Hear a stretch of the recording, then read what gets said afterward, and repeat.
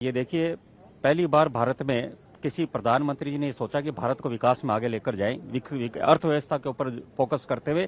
और आप देखिए, जब माननीय प्रधानमंत्री जी 10 वर्ष पूर्व प्रधानमंत्री बने तो भारत की अर्थव्यवस्था लगभग $1 ट्रिलियन की थी और विश्व में अर्थव्यवस्था में हमारी 12वें नंबर पर थी। आज विश्व में अर्थव्यवस्था 5वें नंबर पर आई है और $4 ट्रिलियन की इकोनॉमी भारत की है।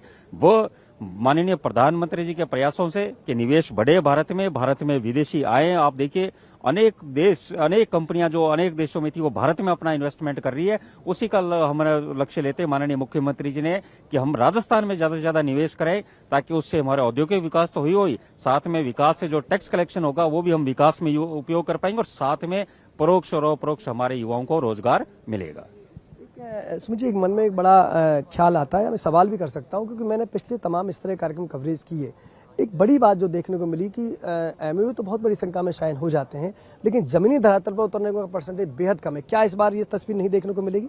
आपने बहुत बेहतरीन प्रश्न पूछा। बिल्कुल, और मैं ये इस विश्वास के साथ कह सकता हूं कि मैंने माननीय मुख्यमंत्री जी को जिस तरह उनकी कार्यशैली है, चाहे उन बजट की घोषणा हमारे हुई 10 जुलाई को, तो माननीय मुख्यमंत्री ने 14 जुलाई को सभी प्रभारी मंत्रियों को जिलों में भेजा कि आप भूमि आवंटन कराओ और सारे के सारे कार्य जमीन पर उतरने चाहिए, काम शुरू होना चाहिए। अभी भी जब भी कैबिनेट होती है वो यही करते हैं, कितने काम पेंडिंग, उनको सब डाटा एक एक आंकड़ा याद है कि कौन से काम अभी तक शुरू नहीं और सब पे जोर देते हैं। तो मुझे पूर्ण विश्वास है जिस तरह उन्होंने बजट की घोषणाओं को लेकर उनको लागू किया, उसी तरह पूर्ण विश्वास के साथ कि निवेश का जो हमारा ये राजस्थान राइजिंग राजस्थान कार्यक्रम है, जितने निवेश होंगे मैं आपको दावे के साथ कह सकता हूँ 100% इम्प्लीमेंटेशन कर आप भी राजस्थान सरकार को 2 साल में बधाई दे रहे होंगे। एक अलग अलग थीम भी इस बार रखी, 12 थीम आपने रखी है, जिसमें महिला उद्यमिता है, सस्टेनेबल है, आपका ये खान का डिपार्टमेंट है, जो 12 आपने तय किए हैं। और साथ ही इस बार ये थीम है कि प्रवासी राजस्थानी में आपने पूरा एक दिन दिया है कल का।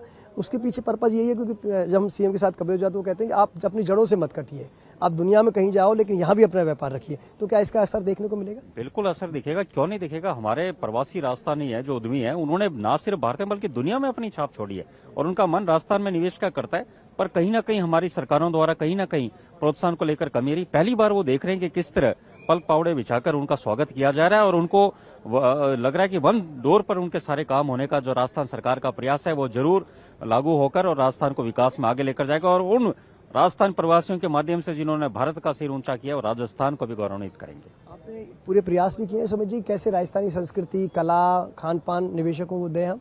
बिल्कुल, मैं इसका छोटा सा उदाहरण दूं। कल जैसे माननीय मुख्यमंत्री जी ने जो भोजन था, रात्रि डिनर था, उसमें सारा का सारा अपने मिलेट्स बेस्ड प्रोग्राम था और बहुत ही बेहतरीन था। इस तरह आप देखिए मिलेट्स का उपयोग हो रहा है और मिलेट्स का उपयोग के साथ ही एक बड़ी मैं दूंगा जो माननीय प्रधानमंत्री जी और माननीय मुख्यमंत्री जी का प्रयास है, उसके द्वारा जो हमारे राजस्थान का बाजरा है जो पहले 1700-1800 रुपए क्विंटल बिकता था, बाजार में 2800-3000 रुपए क्विंटल, इसीलिए कि लोगों में जागरूकता बढ़ी है बाजरे के प्रति, तो अपने आप ही बाजार में स्वाभाविक रूप से उसकी दर बढ़ी है।